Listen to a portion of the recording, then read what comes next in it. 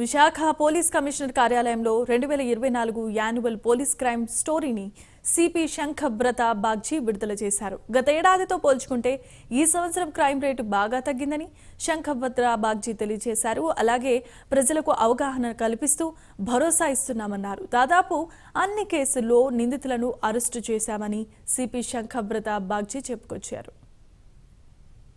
Last 6 months లో కొన్ని initiatives మేము తీసుకున్నాము క్రైమ్ రేట్ తగ్గించడానికి. అందులో installation of CC cameras 7,526 CC cameras install చేయడం.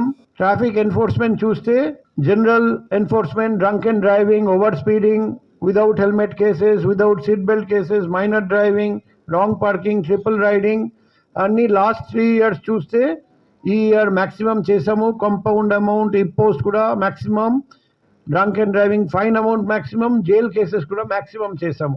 సైబర్ క్రైమ్ మనకు తెలుసు, ఇల్లీగల్ పేమెంట్ గెట్వే, పీస్ పే, అది మనం డిటెక్ట్ చేసాము. చాలా మందిని అరెస్ట్ చేసాము. అందులో చైనీస్ ఇండివిజువల్స్ కూడా ఉన్నారు.